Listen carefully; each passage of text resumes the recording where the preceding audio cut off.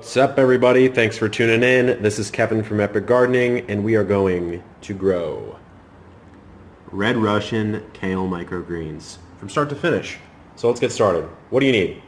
Obviously, you're going to need some seeds. I have Red Russian just because I particularly like this cultivar. Very easy to grow, especially in the microgreen stage. Almost requires no effort at all, provided you follow a couple safety or precautionary measures. I get my seeds from Everwild Farms. You're going to need a water bottle, a container. I use a food grade little storage container, some soil, and if you don't know by now, I use a 50-50 mix of coconut coir and organic potting soil. There's a lot of different ways that you can do this, but you're just going to want to use a fine surfaced medium. So you're going to want it, first of all, to be flattened out, so you give it a nice pat.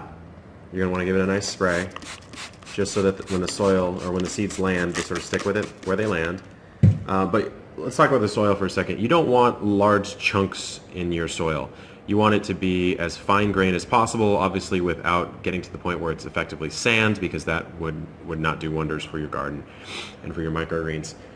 You just don't want to get potting soil with all these forest chunks in it, like pieces of bark and twigs, because it just ruins the integrity of the surface, which means that you're going to have an uneven grow, which means that your yield's going to be bad. And no one's happy about that, whether it's for recreational or home use or you're selling these to restaurants or farmers markets.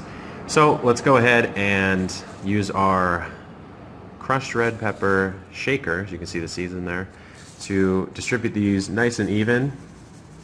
Now, if I was going to do a 10 by 20 tray on this, of red Russian kale, I would be using probably about an ounce of seed. But in this case, I'm just looking to distribute as even as possible. I'm not really measuring it, just because it's such a small amount of soil that I'm growing on. So let's take a look at it from above. Pretty well distributed.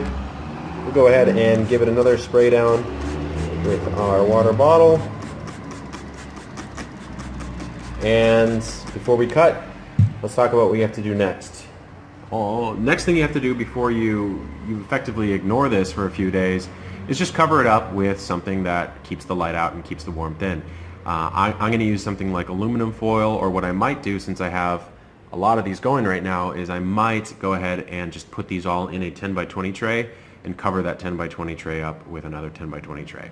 So stay tuned, and we will go ahead and continue on with the Red Russian Kale Microgreen growing tutorial. Alright, checking in on the kale. Not a lot going on. We have some germination, as you can see. The roots are starting to pop out and look for nutrition and water, but even it's really not even at 100%. Some of these haven't even started that process yet, so I would expect 2 to 3 more days for any significant growth or action to happen here, and until then we'll just keep on misting them once a day and covering them up in that blackout dome and just playing the patience game, so stay tuned. Okay, day 4 of the kale. Again, like the kohlrabi, a slow germination, slow grower.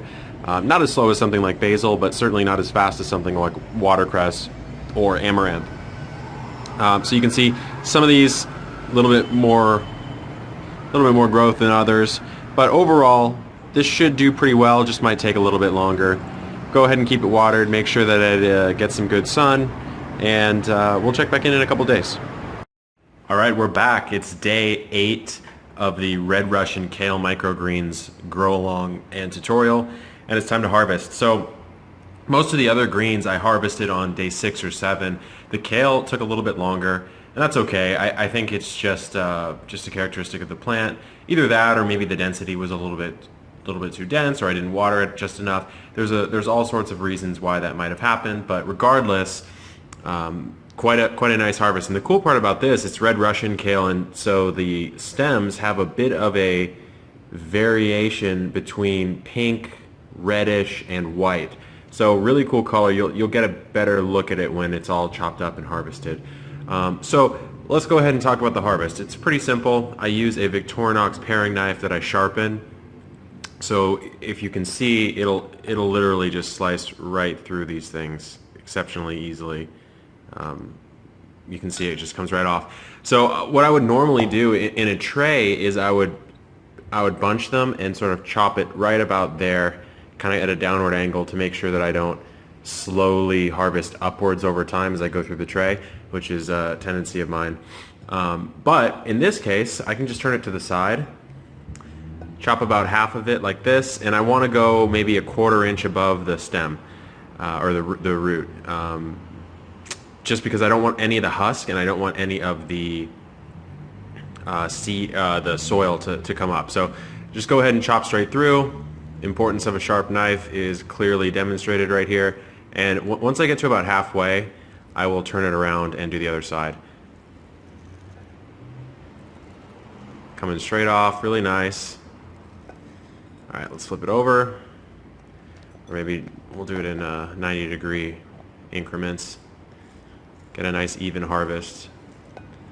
So yesterday I noticed that this was wilting a little bit, which means that the sun was basically a little too strong and I wasn't watering it enough.